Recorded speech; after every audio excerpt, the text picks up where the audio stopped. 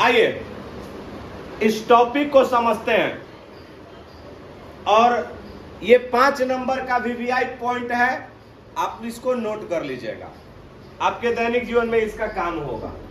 क्या होगा आइए समझाते हैं। कार्य ऊर्जा प्रमेय कहता है, ध्यान से समझिएगा।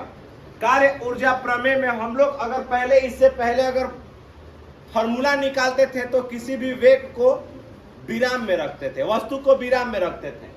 लेकिन हमने यहां पर क्या लिखा है, माना कि एक वस्तु है ना, प्रारंभिक अवस्था से, मतलब यहां पर लिख सकते हैं एक वस्तु विराम में न होकर यू वेग से गतिमान है। किस वेग से गतिमान है बबुआ? यू वेग से गतिमान है, गतिमान है। जब एकरा पर बाह्य बल लगाया जाता है। अच्छा देख लो कि अगर मान लेते हैं कि जब कोई गाड़ी अगर धीरे धीरे जा रहा है ना, अगर हजाक से ना होने से कोई स्पीड में कार आया और ओकरा के टक्कर दिया, तब बताओ उसका वेग अगर 5 के स्पीड से होगा, जो कार धीरे धीरे कांस्टेंट स्पीड से चल रही थी, क्या उसका वेग बढ़ेगा या घटेगा? बिल्कुल बढ़ेगा। तो जैसे ही ओकरा पर उसने दूसरा वाला कार उस पे क्या लगाया, बॉल क्या लगाया, तो उसी प्रकार हमने बताया कि माना कि एक वस्तु जो है ना, एक वस्तु यहां जोड़ लीजिएगा, माना कि एक वस्तु विराम में ना होकर किस वेग से गतिमान है? यू वेग से गतिमान है। अच्छा, बाह्य बल एफ लगाने पर वस्तु एस दूरी ना तक विस्थापित हो जाता है। क्या हो जाता है?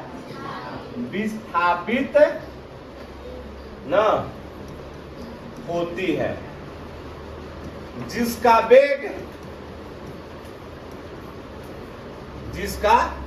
वेग क्या हो जाता है बबुआ?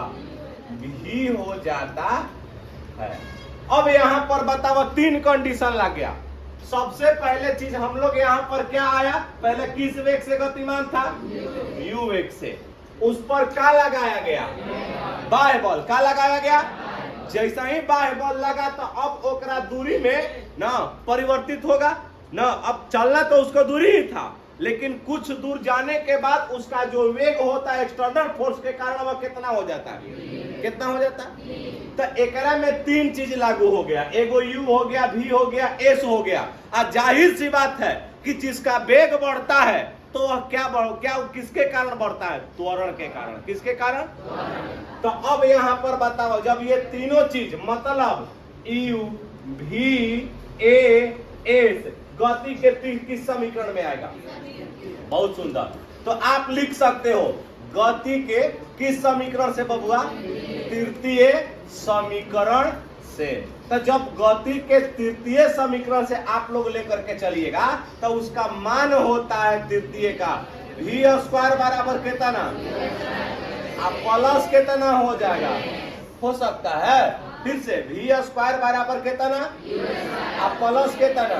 अच्छा, हई वाला जवन प्लस में बा हेने आई तो का में हो जाएगा, तो v स्क्वायर आ माइनस का हो जाएगा। आप बराबर में क्या लिख सकते हो? 2a कितना हो सकता है। इसको हमने इक्वेशन नंबर कितना कह लिया। अच्छा, एक वो चीज हम लोग जानते हैं, हम जानते हैं कि बताइए थोड़ा सा, f बराबर हमारा मान क्या होता है? बोलिए। तो बताओ a बराबर मान क्या मिल जाएगा? बोलिए। a बटा में कितना? क्या हम इस a का मान समीकरण 1 में रख सकते हैं? बोलिए ना। तो आप क्या लिखिएगा बताइए? समीकरण कौना से हो? 1 से। जब समीकरण 1 से आप लोग ले करके चलिएगा तो हमारा मान क्या मिलेगा यहाँ पर देख सकते हैं आप लोग ना। तो बताओ भी का स्क्वायर आ माइनस का हो जाएगा। अच्छा अब बराबर में कितना है बबुआ 2। ए के जगहिया पर का रखवा जा एफ बाटा में कितना आ गुणे कितना हो जाएगा हो सकता है बोलिए हाँ चाहे ना। अच्छा हई वाला जो एम भागा में है हेने आके का में हो जाएगा बोलिए तब ही का स्क्वायर आ माइनस कितना बोलो। अच्छा इंटू कितना हो जाएगा हई जवन 2 गुणा में बा हेने आएगा तो का में हो जाएगा आ बराबर में का मिल गया एफ गुणे कितना। अच्छा इसको ऐसे लिख सकते हो 1 बाटा में 2 हई एम का गुणा अंदर होगा तब बताओ क्या लिखेगा एम बी स्क्वायर अब माइनस कितना बोलो बोलिए एम यू स्क्वायर अब बराबर क्या लिखाएगा बोलो ना। फिर से देखा जा 1 बाटा में कितना 2 अब फिर कितना एम बी स्क्वायर अब माइनस कितना हो जाएगा माइनस कितना एम यू स्क्वायर हो जाएगा ना हो। अब बराबर क्या मिल गया एफ गुणे। अब यहाँ पर आप लोग बताइएगा एफ क्या है जोर से बोलिए एस क्या है एस क्या है तो बल गुणे विस्थापन बराबर बोला होता है। तो क्या हम कार्य को किसके द्वारा डिनोट करते हैं या आप इसको एफ गुणे एस को ऐसे लिख सकते हो एम भी स्क्वायर माइनस कितना एम यू स्क्वायर अब बराबर क्या हो जाएगा हो सकता है।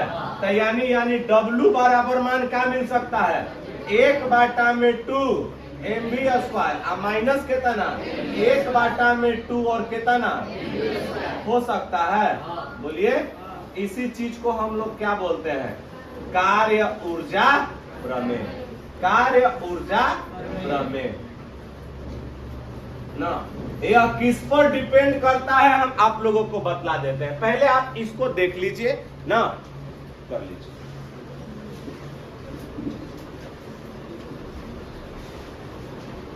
ये भी यही लगा दिया है? ध्यान से समझिएगा कहता क्या है इस पॉइंट को हम लोग समझेंगे ना। अर्थात कार्य ऊर्जा प्रमेय के अनुसार कहता है कि किसी बल द्वारा किसी पिंड पर किया गया कार्य उस पिंड के गतिज ऊर्जा में परिवर्तन के क्या होता है। अब यहाँ पर कहने का मतलब ये हुआ ना कि आपने अगर मान लेते हैं कि अगर पहले हमारा वस्तु का वेग क्या था यू क्या था तो हमारा ये वाला जो मान गतिज ऊर्जा आया है 1 बटा में 2 एम यू स्क्वायर आया है। इसके बाद जैसा ही उसका अगर मान लेते हैं ना कि वेग बढ़ता है तो वेग बढ़ने के अनुसार उसका जो गतिज ऊर्जा का मान है वह कितना के बराबर हो जाता है 1 बटा में 2 एम बी स्क्वायर। अब सपोज दैट जैसे आप समझो ना कि अगर मान लेते हैं कि कोई वस्तु अगर मैंने एक वस्तु सुनिए किसी को गोली मारा तो जैसा ही अगर गोली मारा तो अब बताइए कि वह डिपेंड कर उसका गतिज ऊर्जा उसके वेग पर डिपेंड करेगा है ना। अब उस टाइम उसकी गतिज ऊर्जा है समझ लो कि 100 जूल क जूल। आज जैसा ही ओकरा पर एक एक्सटर्नल फोर्स लग गया है ना। अब जब फोर्स लगेगा तो उसको डिस्प्लेस करेगा और उसके गतिज में भी परिवर्तन हो गया। अब उसका ध्यान से समझिएगा अब उसका जो ऊर्जा हो गया बल लगाने के बाद वह कितना हो गया। अब पूछिएगा कि कितना परिवर्तन हुआ बढ़ा कि घटा बोलो कितना बढ़ा। तो प्रारंभिक गतिज ऊर्जा में अंतिम गतिज ऊर्जा को हमने क्या कर दिया। तो यही नियम कहता है ना कि किसी बल द्वारा किसी पिंड पर किया गया कार्य उस पिंड के गतिज ऊर्जा में परिवर्तन के क्या होता है। अर्थात जो हमारा मान हो जाएगा W is equal to 1/2 mv square minus 1/2 mu square. समझ गए। आज के लिए इतना ही। बहुत एकदम खांसी के चलते हालत खराब है बोला नहीं जा रहा फिर भी आदमी पढ़ा रहा है आप लोगों के लिए। जय हिंद।